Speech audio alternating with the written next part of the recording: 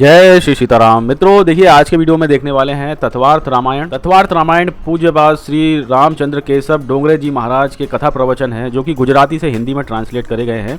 काफ़ी सुंदर कथा करते हैं महाराज जी, और अधिकतर गुजराती में इनके आपको कथा प्रवचन मिल जाते हैं। ये जो बुक आप देख पा रहे होंगे, ये जो है कथा प्रवचन गुजराती से ट्रांसलेट करे गए हिंदी में, जो कि श्री राम कथा है, तत्वार्थ रामायण नाम से पब्लिश होती है। तो कई प्रकाशन जो है पब्लिश करते हुए आपको मिल जाएंगे। यहाँ मैं आपको एक PDF दिखा रहा हूँ, जो कि आसानी से ऑनलाइन मिल जा रही है, और अगर आपको नहीं मिलती है तो मैं आपको डिस्क्रिप्शन बॉक्स में इसका लिंक भी दे दूँगा। वहाँ पे जाके आप इसको डाउनलोड कर लीजिएगा और अपने ऑफलाइन मोबाइल या लैपटॉप PC जिसमें चाहे आप वहाँ पे आप निःशुल्क इसको पढ़ सकते हैं। तो ये बहुत छोटा सा मैंने आपको इंट्रोडक्शन बताया। अब देखिए, चलते हैं विस्तार से जानने के लिए तत्वार्थ रामायण। तो देखिए, प्रकाशक कौन है? भारतीय ग्रामोद्योग वस्त्र भंडार, दादी सेठ, अग्यारी लेन, बम्बई 2, इस तरह से जो है लिखा गया है। और यहाँ पे नम्र निवेदन किया गया है। एक दो लाइनें पढ़ते हैं नम्र निवेदन की। तत्वार्थ रामायण के गुजराती संस्करण का हिंदी अनुवाद पूर्ण प्रकाशित होकर आपके हाथ में है। परम पूज्य डोंगरे जी महाराज गुजरात की एक अमूल्य निधि हैं। महापुरुष एवं समर्थ कथावाचक के रूप में वे समग्र भारत में अद्वितीय हैं। अहमदाबाद, बम्बई एवं दिल्ली जैसे महानगरों में पूज्य महाराज जी की कथा श्रवण के लिए लाखों भक्त श्रोताओं की भीड़ एकत्रित होती है। उनके श्रीमुख से प्रभावित अमृतवाणी को सुनना एक सौभाग्य का विषय है। परम पूज्य महाराज श्री केवल कथा ही नहीं करते, अपितु भाव लीला वर्ण में समाधिस्थ होकर अर्वाचीन सुखदेव की तरह भक्ति भावना की गंगा प्रवाहित करते हैं। रामायण की कथा करते समय तो वे साक्षात गोस्वामी तुलसीदास जी ही प्रतीत होते हैं। ऐसी अन्य महापुरुषों एवं श्रोताओं की अनुभूति है।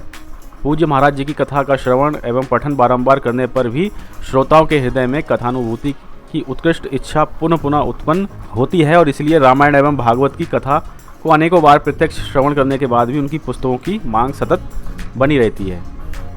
भक्तों की इस इच्छा पूर्ति के लिए महाराज जी की आज्ञा से तत्वार्थ रामायण तथा भागवत रसामृत नाम की 2 पुस्तकों का प्रकाशन कराया है। तो इस प्रकार से यह है नम्र निवेदन, जो कि आपके सम्मुख हमने पढ़ के सुनाया। ये भारतीय ग्राम उद्योग परिवार की तरफ से यहाँ पे मिल जाता है। तो महाराज जी की 2 पुस्तकें तो हैं ही। एक भागवत रहस्य है, जिसको हम आप पहले ही दिखा चुके हैं, और एक ये तत्वार्थ रामायण।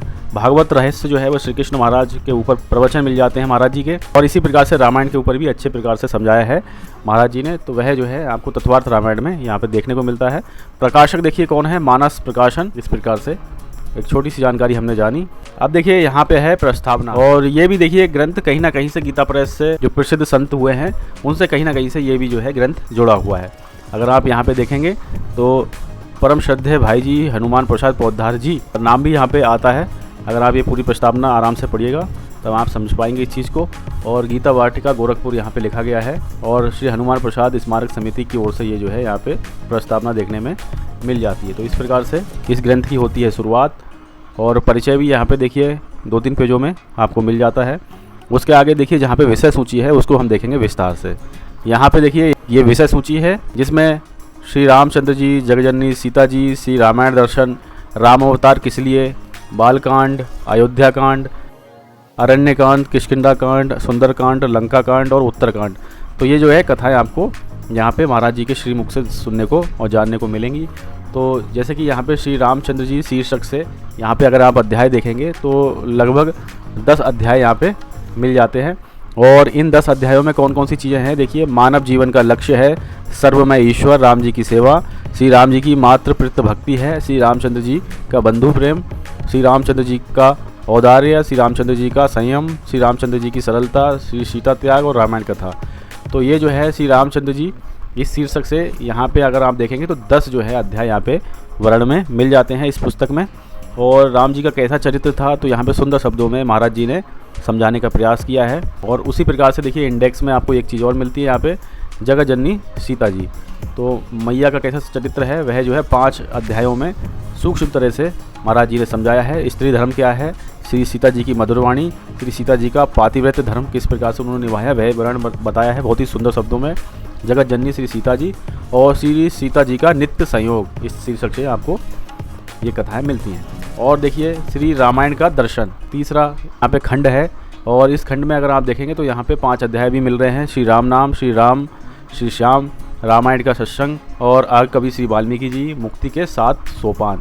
तो इस तरह से आप देखोगे तो यहाँ तक जो है इसमें 5 अध्याय यहाँ पे भी मिल जाते हैं।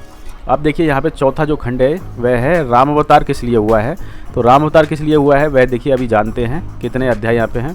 तो यहाँ पे देखिए 6 अध्याय यहाँ पे मिल जाते हैं इस वाले खंड में, राम अवतार किस लिए। तो महाराज जी बताते हैं परमात्मा आनंद स्वरूप है, श्री शिव जी की कथा आती है, जय विजय को श्राप आता है, चाहूँ तुम्हें समान सुत। एक अध्याय यह है, परमात्मा को नारद जी का श्राप है और सूर्यवंश है। तो इस तरह से 6 अध्याय यहाँ पे मिल जाते हैं राम अवतार किस लिए में। फिर देखिए 4 खंडों के बाद जो है अब यहाँ से रामायण की कथा भी महाराज जी बहुत ही सुंदर शब्दों में बताते हैं। सबसे पहले आती है बालकांड की कथा।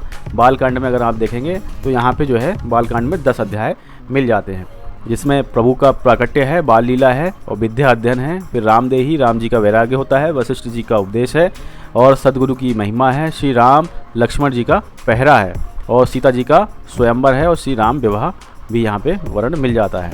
तो ये रहा बालकांड। और अयोध्या कांड जी में अगर आप यहाँ पे देखेंगे तो इस वाले में 4 अध्याय यहाँ पे हैं, राज्याभिषेक की तैयारी, विघ्नेश्वरी अयोध्या में और 2 वरदान है और वनगमन है। तो अयोध्या कांड में 4 अध्याय तो इस वाले यहाँ पे हैं। फिर 4 अध्याय इसके आगे भी हमको मिलते हैं। इस प्रकार 8 अध्याय हैं, जिसमें दशरथ महाराज का प्राण त्याग है, हितकुमार सियापति सेवकाई और सनेही चित्रकूट के जीव ईश्वर का मिलन। तो इस प्रकार से 4 अध्याय यहाँ पे भी हैं। फिर आता है अरण्यकांड, और अरण्यकांड में अगर आप देखेंगे तो कितने अध्याय हैं आप देख पा रहे होंगे, 8 अध्याय हैं अरण्यकांड में, जिसमें अत्रि अनुसूया है, ऋषियों का सत्संग है, पंचवटी निवास है, राम सीता, रावण का कपट है, राम जी की लीला है, प्रेम मूर्ति सबरी और भक्ति के 9 साधन। इस प्रकार से अरण्यकांड में ये अध्याय मिल जाते हैं। बहुत ही सुंदर तरह से महाराज जी समझाए हैं। फिर देखिए किष्किंधा कांड यहाँ से होता है प्रारंभ, जिसमें जीव और शक्ति की मैत्री के विषय में महाराज जी सुंदर शब्दों में बताते हैं और सीता जी की खोज में। तो 2 अध्याय यहाँ पे दिए गए हैं। फिर देखिए सुंदरकांड का वर्णन है 3 अध्यायों में, जिसमें हनुमान जी की कुदान है और पराभक्ति के दर्शन है और लंका का दहन आ जाता है। तो सुंदरकांड 3 अध्यायों में सुंदर शब्दों में मिल जाता है। फिर आता है 10वां खंड, जिसमें है लंका कांड। लंका कांड में देखिए 3 अध्याय यहाँ पे भी हैं, जिसमें राघव शरणगत, लंका युद्ध और मेरे सभी राक्षसों को मुक्ति मिले। तो लंका कांड इस तरह से है। और लास्ट में अंतिम है उत्तरकांड, जिसमें 3 अध्याय हैं, राम राज्य और काकभूषणी जी को और गरुड़ जी तुम कौन हो। तो इस प्रकार से 11 खंडों में महाराज जी ने बहुत ही सुंदर शब्दों में पूरी रामायण की कथा सुनाई है, जो कि ट्रांसलेशन है गुजराती का हिंदी में। तो ये हमने विषय सूची आपको विस्तार से बताई और कुछ अब आगे चलते हैं जिससे आप आराम से समझ पाएँ। तो देखिए महाराज जी का इस प्रकार से एक ये चित्र है जो कि काफ़ी पुराना है, ब्लैक एंड वाइट में। यहाँ देख पा रहे होंगे श्री रामचंद्र डोंगरे जी महाराज शास्त्री। इस प्रकार से शुरुआत होती है। और अब देखिए जिस प्रकार से मैंने आपको बताया था इंडेक्स, उसी प्रकार से यहाँ पे शुरुआत होती है तत्वार्थ रामायण। और पहला अध्याय है यहाँ पे मानव जीवन का लक्ष्य। तो मानव जीवन का लक्ष्य इस शीर्षक से यहाँ पे शुरुआत होती है। पहला पैराग्राफ पढ़ते हैं। देखिए परमात्मा श्री राम जी का दर्शन करने से मनुष्य जीवन सफल होता है। श्री राम सब सद्गुणों के भंडार हैं। जो श्री राम जी की सेवा करते हैं, जो श्री राम जी के सद्गुणों को जीवन में उतारते हैं, जिसका जीवन श्री राम जी जैसा बन जाता है, वह जीव राम जी का दर्शन कर सकता है। राम जी की सेवा बिना श्री राम जी के दर्शन नहीं कर सकता। परमात्मा के दर्शन, परमात्मा की प्राप्ति, यही मानव जीवन का लक्ष्य है। इसी में मानव जीवन की सफलता भी है। तो इस प्रकार से देखिए पहला पैराग्राफ मानव जीवन का लक्ष्य इस अध्याय में हमने पढ़ा। और कुछ और इस अध्याय में पढ़ते हैं क्या क्या वर्णन है। तो देखिए केवल मनुष्य में ऐसी विशिष्टता है कि यदि वह निश्चय करे तो मन का, बुद्धि का सदुपयोग करके निरंतर परमात्मा की भक्ति कर सकता है। भक्ति मनुष्य के सिवाय कोई नहीं कर सकता। भक्ति मनुष्य शरीर से ही संभव है। भगवान के नाम जप का आनंद केवल मनुष्य को ही मिलता है। कबूतर अथवा बिल्ली को मिलना संभव नहीं है। पशुओं को अपने स्वरूप की खबर नहीं है, वे अपने स्वरूप को नहीं जानते हैं, तो भगवान को कैसे जान सकते हैं। मनुष्य ही भगवान को जान और पहचान सकता है। तो देखिए कितनी गंभीरता से, कितनी बड़ी बात यहाँ पे उच्च कोटि की बात लिखी गई है। तो इस प्रकार से देखिए अभी पहले ही अध्याय में है और महाराज जी काफ़ी सुंदर तरह से रेफरेंस के साथ में सुनाते हैं। देखिए एक पैराग्राफ और पढ़ते हैं। मानव स्वयं अपना मित्र भी हो सकता है और शत्रु भी हो सकता है।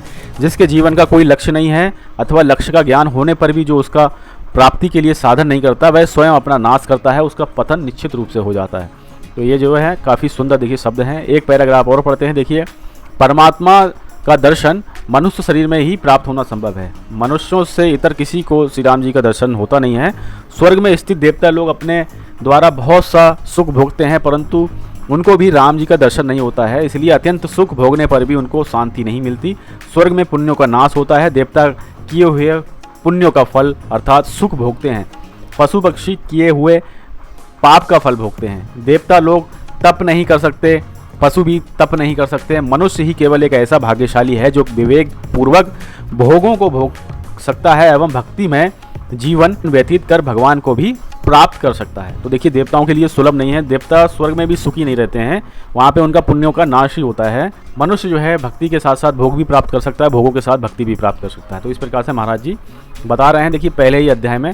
और देवताओं को भी ऐसी इच्छा होती कि भगवान कृपा करके हमको भारत में जन्म दें। स्वर्ग में सबको एक समान सुख नहीं मिलता है, स्वर्ग में पुण्यों के न्यूनाधिक अनुसार सुख में विषमता रहती है। विषमता ये बड़ा दुख है।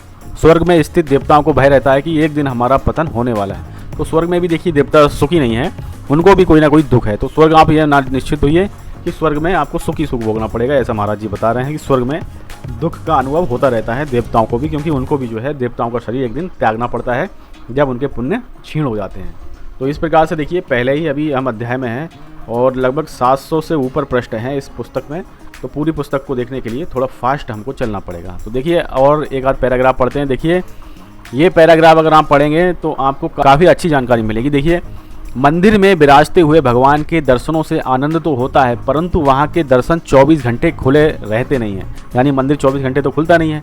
मंदिर में विराजे ठाकुर जी तो शयन भी करते हैं। ठाकुर जी के शयन करने के उपरांत तुम किसके दर्शन करोगे? जो केवल बाहरी भगवान के दर्शनों का आधार रखता है, परंतु जिसे अंदर के भगवान का दर्शन नहीं होता, उसे प्रभु का वियोग सहना पड़ता है। यानी आप मंदिर जाते हैं, ठाकुर जी शयन को चले जाते हैं, पर्दा गिरा हुआ रहता है, तो आप जो है वहाँ पर निराश होकर लौट जाते हैं। तो महाराज जी कहते हैं फिर तो आपको निराशा होगी, क्योंकि आपके भगवान दिल में तो विराजे नहीं है, आप जो है मंदिर में दर्शनों के लिए जा रहे हैं। फिर आगे बात कहते हुए कहते हैं बाहर दर्शन करने वाले को थोड़े समय दर्शन का आनंद देकर परमात्मा अंतर ध्यान हो जाते हैं, परंतु जिसे अंदर के परमात्मा दिखते हैं, जिसे आत्मस्वरूप में परमात्मा के दर्शन होते हैं, उसे किसी भी दिन प्रभु का वियोग नहीं होता है। प्रभु का वियोग यही भारी रोग है। इस रोग की औषधि है प्रत्येक में प्रभु के दर्शन का अभ्यास। जिसे प्रत्येक में प्रभु दीख पड़े, प्रत्येक में आत्मभाव जागे, वे प्रभु का नित्य सानिध्य अनुभव कर सकते हैं। तो इस प्रकार से देखिए अभी पहला ही अध्याय चल रहा है और आगे देखिए फिर एक चैप्टर आता है राम जी की सेवा। तो एक इसमें पढ़ते हैं पैराग्राफ। भगवान को चंदन पुष्प अर्पण करना इतने मात्र में कोई भक्ति पूर्ण नहीं होती है। ये तो भक्ति की एक प्रक्रिया मात्र है। भक्ति तो तब होती है जब सब में भक्ति भाव जागता है। ईश्वर सब में है, मैं जो कुछ भी करता हूँ उस सबको ईश्वर देखते हैं। जो ऐसा अनुभव करता है उसको कभी पाप नहीं लगता, उसका प्रत्येक व्यवहार भक्तिमय बनता है। वह अति शुद्ध व्यवहार है और यह तो भक्ति है। जिसके व्यवहार में दम्भ है, अभिमान है, कपट है, उसका व्यवहार शुद्ध नहीं। जैसे कुछ आचार्य आप लोग देखते होंगे, वह भक्ति तो करते हैं, अगर उनके व्यवहार में आपको ऐसा महसूस होता है कि अभिमान है, दम है, कपट कर रहे हैं और शुद्ध व्यवहार नहीं है उनका, तो वह कितने भी बड़े आचार्य हो जाएं, आपको उनके संग आनंद की प्राप्ति होने वाली नहीं है। तो यही महाराज जी आपको बहुत ही सरल शब्दों में बताना चाह रहे हैं। तो इस प्रकार से देखिए राम जी की सेवा शीर्षक से काफ़ी बढ़िया आपको यहाँ पे जानने के लिए मिलेगा। एक बार पढ़िएगा पूरा चैप्टर और आगे चलते हैं नेक्स्ट चैप्टर में। श्री राम जी की मातृप्रीत भक्ति है, यानी माता पिता के प्रति भगवान जी कैसा देखिए भाव रखते हैं, वह एक पैराग्राफ में महाराज जी के शब्दों में जानते हैं। श्री राम जी की मातृप्रीत भक्ति अलौकिक है। राम जी माता पिता के अनन्य भक्त हैं। राम जी का ऐसा नियम था कि नित्य माता पिता की वंदना करना और सदा माता पिता की आज्ञा में रहना। कितने ही लोग ऐसे होते हैं कि मंदिर में दर्शन करने जाते हैं, ठाकुर जी की वंदना करते हैं, परंतु घर के अंदर वृद्ध माता पिता को प्रणाम भी नहीं करते हैं। एक भाई से पूछा कि तुम हमारे पाँव छूते हो, परंतु घर में बूढ़ी माँ के पाँव छूते हो कि नहीं? उसने जवाब दिया कि महाराज पहले पाँव छूता था, परंतु बीए पास किया तब से छोड़ दिया। अब महाराज जी आगे के पैराग्राफ में बताते हैं कि वह शिक्षा किस काम की जिसको प्राप्त करने के उपरांत माता पिता का वंदन करने में, माता पिता की सेवा करने में संकोच हो। यानी कि पहले माता पिता का पैर छूता था वह व्यक्ति, जब महाराज जी ने उससे पूछा तो वह बता रहा है कि जब से उसने बीए पास किया है तब से जो है उसने माता पिता के पैर छूने ही छोड़ दिए। तो ये जो है कहाँ की शिक्षा हुई। तो जिस प्रकार से शीर्षक है तो उसी से संबंधित आपको बहुत सुंदर सुंदर जानकारी आपको रोचक देखने को मिलेगी। बात देखिए जो 5वां अध्याय है वह श्री राम जी का बंधु प्रेम है। बंधु प्रेम में क्या है कि अपने जो आसपास भाई मित्र लोग थे उनके साथ महाराज जी बताते हैं कि भगवान जी का किस प्रकार से व्यवहार रहता था, वह सुंदर शब्दों में बताते हैं। देखिए राम जी का बंधु प्रेम भी अलौकिक है। ऐसा बंधु प्रेम भी तुमको जगत में कहीं देखने को नहीं मिलेगा। महाराज दशरथ ने जब राम जी का राज्याभिषेक करना निश्चित किया तो राम जी ने लक्ष्मण जी से कहा, हे लक्ष्मण ये राज्य तुम्हारा है, इसके कर्ता भोक्ता तुम ही हो, मैं तो निमित्त मात्र हूँ। लक्ष्मण तुम मेरे ब्रह्म प्राण हो, मेरी दूसरी अंतर्यात्मा हो, ये जीवन और ये राज्य तुम्हारे लिए ही है। तो देखिए कितनी बड़ी बात कही थी भगवान श्री रामचंद्र जी महाराज ने, और आज की पीढ़ी को ये शिक्षा लेनी चाहिए। और देखिए एक श्री राम जी का औदार्य इस शीर्षक से जो है एक अध्याय मिलता है। पढ़ते हैं, देखिए इसमें क्या आपको जानने को विशेष मिल जाता है। पहला पैराग्राफ जानने का प्रयास करते हैं। देखिए, श्री राम गुणार्णव हैं, सब सद्गुणों के समुद्र के समान है। श्री राम जी का एक एक गुण दिव्य है, अनन्य है। श्री राम जी का एक गुण अनुपम है, उदारता। श्री राम अति उदार हैं। श्री राम जी के समान कोई उदार हुआ नहीं, होगा भी नहीं। जगत में जीव तो क्या, स्वर्ग में देवता भी किसी को देते हैं तो अपने लिए कुछ रख कर ही देते हैं। श्री राम जी जिसको देते हैं उसमें ऐसी चिंता करते नहीं कि मैं बहुत दूंगा तो मेरे पास क्या रहेगा।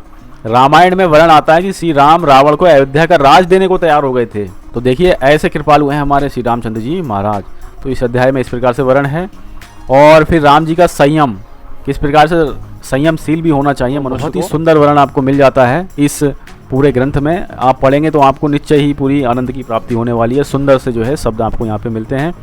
10वां चैप्टर देखिए यहाँ पे आ गया है, जिसमें रामायण कथा के विषय में एक पैराग्राफ पढ़ते हैं। देखिए, वाल्मीकि जी को यज्ञ का आमंत्रण दिया गया। वाल्मीकि जी अपने 2 शिष्य लव और कुश को लेकर अयोध्या में आते हैं। यज्ञ में विश्वांति के समय लव कुश रामायण की कथा करते हैं। रामायण की कथा बहुत सुंदर है। ये 2 बालक असाधारण वक्ता हैं।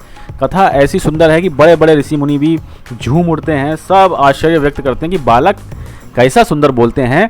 राम जी के कान में बात आई कि वाल्मीकि जी के कोई 2 शिष्य हैं, बालक हैं, और वे रामायण की बहुत सुंदर कथा करते हैं। राम जी उनको दरबार में बुलाते हैं। राम जी के दरबार में 2 सुंदर बालक श्री राम कथा करते हैं। रामायण में लिखा है, रोज 30-30 सर्ग की कथा उन्होंने की। 24 दिन कथा चली। लवकुश रोज राम कथा का वर्णन करते थे और अयोध्या की प्रजा सुनती थी। राम जी कथा सुनने बैठते थे। मर्यादा पुरुषोत्तम की प्रत्येक लीला में मर्यादा है। लवकुश जिस समय राम कथा कहते थे उस समय राम जी सिंहासन छोड़ देते थे। वक्ता की अपेक्षा श्रोता का आसन ऊंचा ना हो, ये सनातन धर्म की मर्यादा है। राम जी को कथा सुनने में बहुत आनंद आता था। राम जी बारंबार लवकुश को निहारते थे। उन्होंने पीछे लक्ष्मण से कहा कि लक्ष्मण, इन बालकों को देखने में मुझे बहुत आनंद आता है।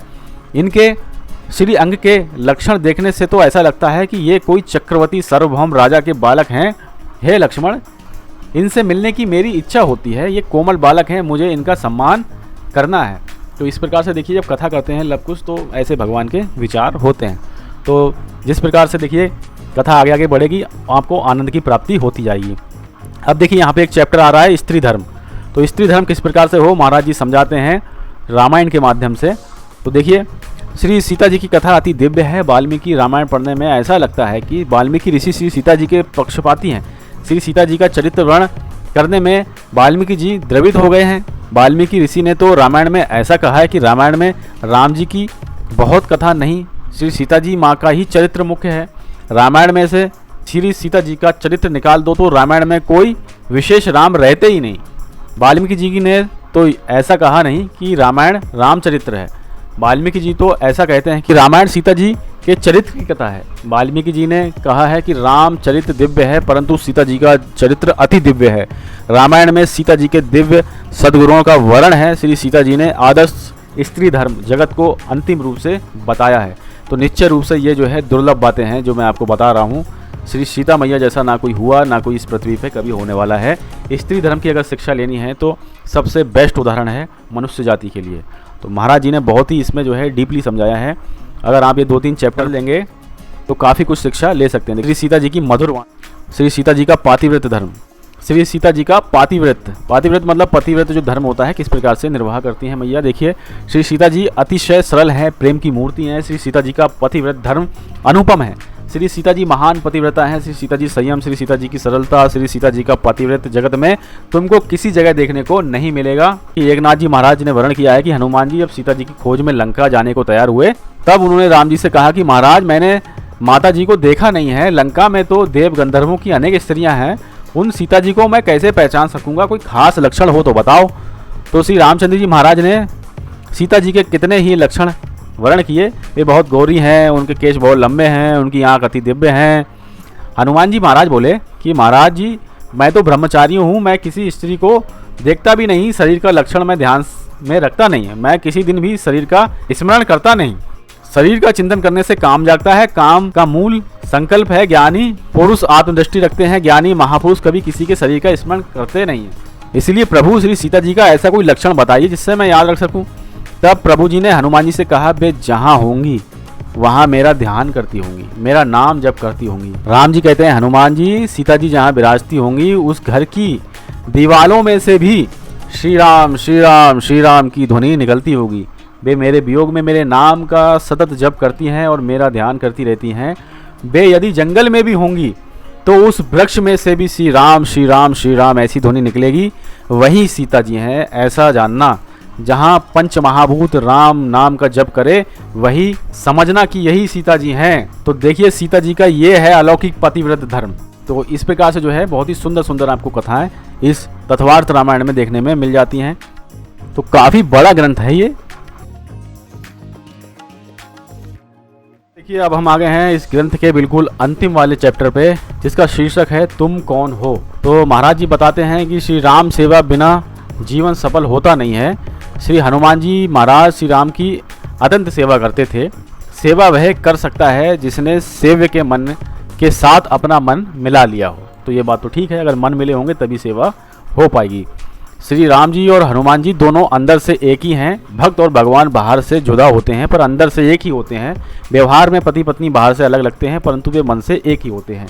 काफ़ी बड़ी और उच्च कोटि की यहाँ पे बात महाराज जी ने बताई है। अब हम आ गए हैं बिल्कुल अंतिम वाले पृष्ठ पे, और इस अंतिम वाले पृष्ठ पे जो संख्या यहाँ पे हिंदी में मुद्रित है वह है 696।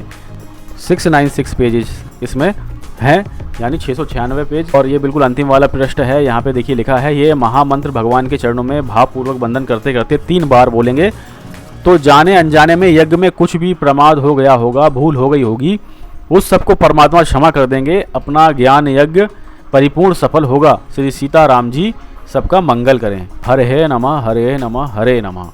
तो श्यावर रामचंद्र भगवान की जय। श्री गोवर्धन नाथ की जय। श्री गिरिराज धरण की जय। श्री द्वारकाधीश की जय। श्री बालकृष्ण लाल की जय। सद्गुरुदेव भगवान की जय। ओम नमः पार्वती पते हर हर हर महादेव। तो देखिए इस प्रकार से इस ग्रंथ की होती है यहाँ पे समाप्ति है। PDF डाउनलोड कर लीजिएगा, डिस्क्रिप्शन बॉक्स में लिंक दे दूंगा। और इसको कई प्रकाशन पब्लिश भी करते हैं। तो मित्रों मिलते हैं फिर किसी और ज्ञानवर्धक वीडियो के साथ में। ख्याल रखिएगा अपना। एक बार प्रेम से बोलेंगे, श्यावर रामचंद्र की जय, पवन सुत हनुमान की जय। जय जय श्री सीताराम।